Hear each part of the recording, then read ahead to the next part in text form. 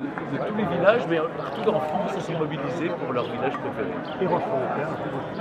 Rochefort-en-Terre, ça sera annoncé, arrive en tête, évidemment, dans un trio de tête, c'est dans un mouchoir de poche devant Montreuil-sur-Mer et Rocamadour. Qu'est-ce qui a fait la différence? Ce qui a fait la différence, à mon avis, c'est qu'il n'y a plus que 13 régions, vous le savez, contrairement aux 22, et donc les identités culturelles et régionales s'expriment davantage.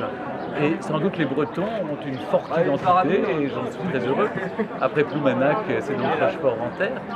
Alors qu'à l'inverse, les Alsaciens qui se mobilisaient beaucoup les années précédentes, eh bien, ne se sont pas mobilisés pour un village vosgien qui est en Lorraine.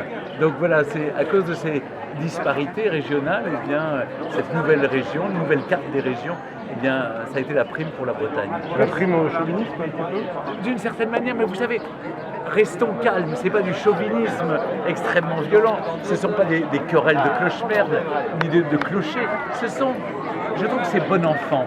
Il y a une sorte d'émulation entre tous ces villages pour savoir quel est le plus beau village, quel est celui qui va davantage séduire les Français. Donc c'est une bonne chose qu'il y ait cette émotion, vous sentez qu'il y a une ferveur des Français. Donc tous les Français aiment leur village et ça c'est important. Quelles sont les qualités de Rochefort-en-Terre? Rochefort-en-Terre a préservé son patrimoine bâti depuis le XIIe siècle. Cette pierre de schiste et de granit est extraordinaire. Vous avez le bois, la tuile, aussi l'ardoise, c'est important, ça fait un ensemble architectural unique. Vous avez aussi un centre-bourg qui a été préservé, alors que tant d'autres ont massacré leur centre-bourg au nom de la modernité. Vous avez un écrin de verdure autour et vous avez surtout la convivialité des habitants. C'est aussi ça qui est important. Regardez, vous avez déjà du phare breton, du kouign-amann, vous avez les spécialités bretonnes qui nous attendent pour fêter ça. C'est important parce que la vraie richesse en France, ce sont les Français, il ne faut jamais l'oublier. Et les Rochefortais, vous avez reçu un bon accueil de leur part? Vous n'imaginez pas l'accueil que j'ai reçu à Rochefort-en-Terre.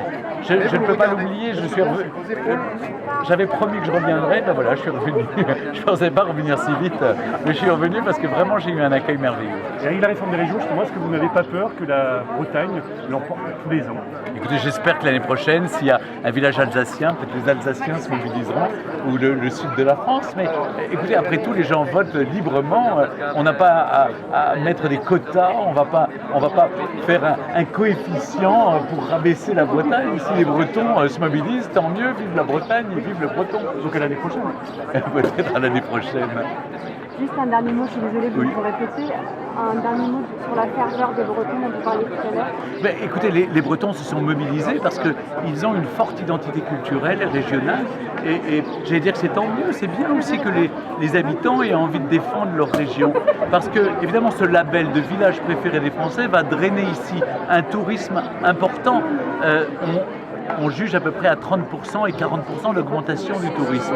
Vous savez que le tourisme culturel et patrimonial impacte directement le développement économique des régions. Donc c'est important. Ça veut dire que Rochefort-en-Terre va pouvoir restaurer la deuxième tranche de son église, va pouvoir mener à bien des projets culturels. Et ça me fait plaisir parce que je me dis que ça va donner de l'emploi, ça va créer un dynamisme régional qui est très important pour Rochefort, pour ses habitants. Mais peut-être que du coup les habitants vont être Écoutez, quand on vit à Rochefort-en-Terre, on a très envie d'être envahi par les touristes. Regardez, ils sont tous aux fenêtres en train de nous regarder. C'est donc qu'ils aiment ça, non, d'une certaine manière. Je leur souhaite. Mais vous savez, on est envahi au beau jour, mais cela dit, depuis que je viens à Rochefort-en-Terre, il fait toujours beau en Bretagne. Merci beaucoup. Merci à vous.